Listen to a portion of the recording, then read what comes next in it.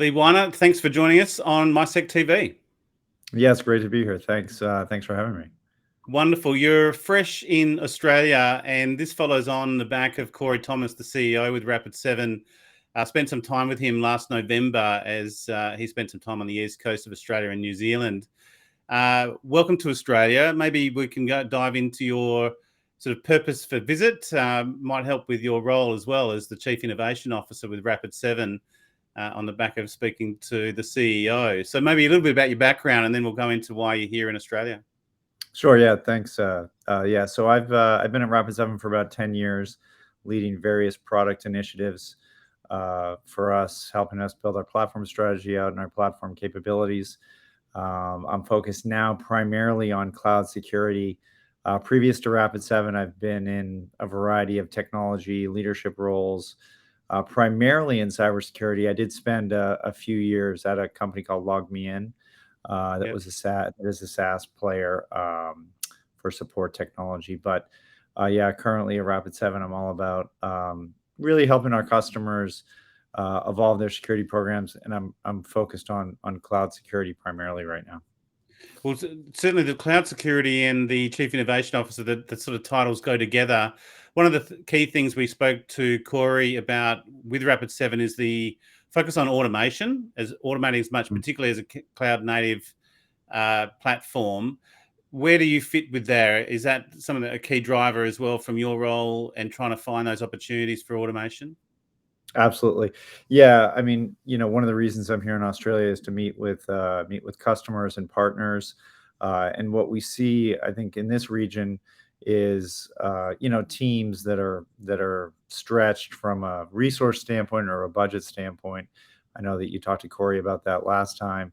And that's a consistent theme here and really in the rest of the world. And our automation technology helps tremendously with that, really automating various tasks and helping customers get from they found a problem. A lot of our customers, you find a lot of risks or you find threats, but the question really is, how do you remediate those threats and how do you reduce those risks? And so our automation technology is a big part of that, helping your team of 5 or 10 act like 20 or 40.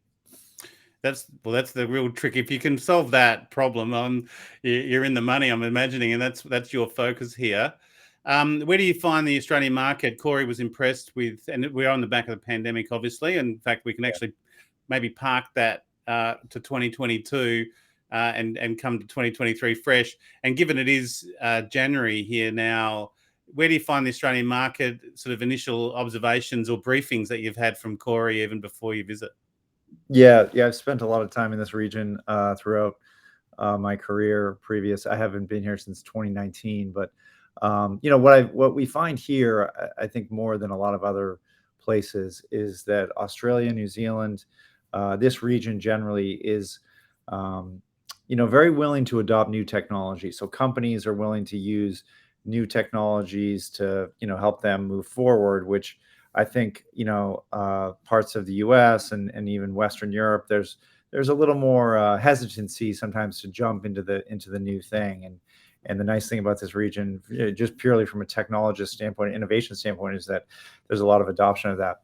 Now, of course, that comes with some level of risk that needs to be managed. I think, one of the things we see here is cloud adoption is fairly high, actually. Public cloud adoption, which is great. And again, I think what we're really seeing a lot of our customers, I'd say, try to grapple with is, well, what does cloud infrastructure really do to your security program? And it does really impact it pretty significantly. Do you have client profiles that you find that you're leaning towards, given the cloud native approach? Because again, that automation in legacy systems is a real challenge. Yeah. I mean, most of our customers around the world and here are they're migrating to the cloud one way or the other, right? They're in Yep. some transformation state. What we see a lot of our customers when we look at the percentage of workloads that they have in the cloud, we're seeing it, 4 or 5 years ago, you would have said if it was a 10%, that was pretty good. Now we're seeing it more like 20, 30, 40% of their workloads Yep. are in the cloud, and some are even, beyond that. And I think that's really where we um, we've got a lot of customer value, right? Because we can help you with your traditional infrastructure, your data centers, your endpoints. But then as you migrate to the cloud, we also have solutions for cloud infrastructure. So we're really seeing um, our value really in how do we help drive that secure cloud transformation. One thing I heard late last year was, which was interesting from a risk profile for companies, was if they were more on-prem or fully in the cloud, their risk was lower. As they migrated, their risk Yeah. increased, and therefore the outcome was to migrate as quickly as you can from one platform to the other. Uh, would you agree with that? You can't sort of hover in a, 1 foot in each camp for too long because it becomes too complex to manage. Yeah. Yeah, definitely your complexity increases significantly. Again, I think places like Australia, you're seeing rapid migration, which is great. And I think it does reduce complexity. One thing that we found with a lot of customers that as they migrate or when they get more fully in the cloud, we talked a little about it earlier, automation is a huge part of the cloud infrastructure value proposition. And so there are things we can do in cloud infrastructure around security we could never do on-prem, or at least not without a lot of manual effort and a lot of systems Yeah. integration. I mean, in the cloud, you've got a more vertically integrated stack. And so if you're using a public cloud provider, whether it's Google, Microsoft, or AWS, the things that you can do to automate your security program far far outflank what you can do in the on-prem world, at least at a much lower cost and a much more efficient way. And so, yeah, I think to your point, as we see customers more, fully embrace the cloud, yeah, their ability to manage their posture can be more effective than when you've got 30% of your workloads in the clouds, 70% in the data center. It is very complicated in that world. And how do you Yeah. staff for that? And how do you manage that is challenging. What's your general key message for customers facing problems and facing that migration challenge? Do you have a sort of call to action for that you have in your playbook all the time, or do you really do find it needs to be adapted per region or per company profile? Yeah, I mean, I think it does need to be adapted per, I'd say, company profile. But I think the thing that we tend to talk to our customers about in this area is that the cloud is disrupting security programs, and the reason for that is because of the ephemeral nature and the dynamic nature of the cloud. Things that you can do in the cloud in minutes and seconds, you would take days and weeks on prem. And so what that does is it creates this window of opportunity for the attackers. And so what we really talk to our customers about is how can you get real-time information and then couple that with automation to mitigate those risks. And when you do that, you really can um, create much more efficiency for your security team and your security program, and you can mature your program. One definitely can argue faster than you would have Yeah. traditionally. So that's really our message is, get the visibility, and you can get that with various tooling, and then plug in the automation and really kind of take your security program to the next level when you do that. That's our recommendation for customers. There's a lot more complexity to it than that, but at a high level, that's how Oh, we talk. I was going to say, how do you find customers? Maybe I was going to ask the percentage of customers, or do you find customers are actually reaching that point where they are at that next level and they're sort of sitting back going, wow, this is really something we're really innovating here in terms of our Yeah. security programs and the benefits there that they're seeing for the business? Yeah, I think we definitely have customers doing that for sure, that are embraced kind of the cloud movement, the cloud security movement, full on, and they're really getting that benefit. I think skill sets are a problem everywhere. It's a challenge to hire people that have the expertise. There is more and more, I'd say, more and more people though coming into this field, whether it's IT, DevOps, or security they're learning the cloud early on, right? Whether Yeah. they're especially the younger younger people in this field now that are coming up through university, and then they're getting their first couple of jobs in this space. They're kind of embracing the cloud as they enter the workforce, and I think that's really positive.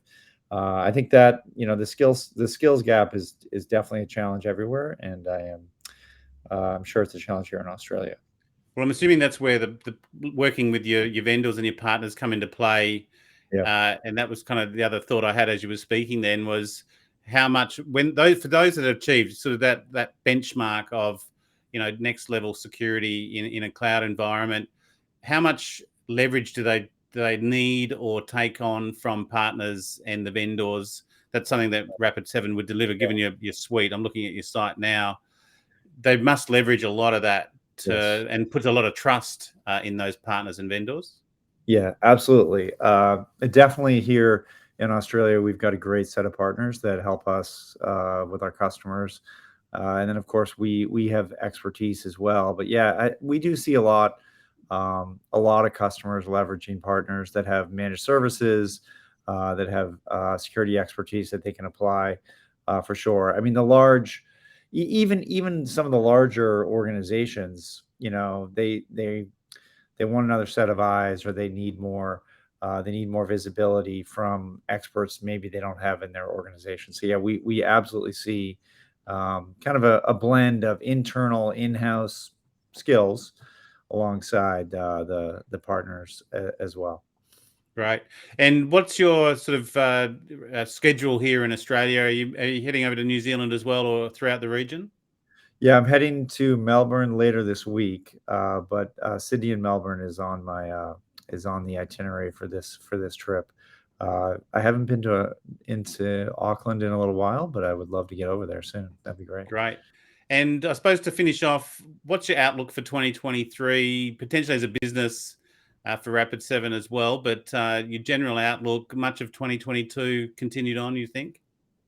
Yeah, I think so. I mean, I think cybersecurity will continue to be a top um, issue for companies and for CIOs and CISOs around the world. I think, like I said earlier, I think the innovation cycle is continuing. I mean, even with the current economic climate, I think we're seeing a lot of investment from companies in technology to improve their operations, to help companies be more efficient. And again, I think that's fantastic, and we need to continue to push that. We also need to think about how we assess risk and detect threats in those areas, because these new technologies definitely provide a window of opportunity for the attackers, and we need to make sure that the defenders are well prepared to manage that dynamic. I think companies get breached a lot. The question is, how do you respond to that breach, and how do you manage that? Yeah. And so, our focus is really how do we help our customers assess risk and detect threats, and then provide automation to improve their security operations. We've got a lot of work to do in that area. We've been focusing on that for the last 10 years, and helping companies around the world improve their security posture and manage their threat landscape. And so, yeah, we're looking forward to a good 2023 to help customers and partners really continue to evolve their security practices around the world. Wonderful. Well, you're definitely in the right business, and in your role in terms of Senior Vice President, Cloud Security and Chief Innovation Officer, you're at the forefront of this, what I would say, revolution or migration to the cloud, but also revolutionizing how companies are actually approaching security, and as we talked about, taking it to the next level. Enjoy the rest of your trip. We'll link this into the show notes to our interview with Corey Thomas, the CEO, back from November as well. But Lee Weiner from Rapid7, thanks for joining us on our MySec TV and our Tech and Sec Weekly. Thank you very much. Great to be here. Pleasure.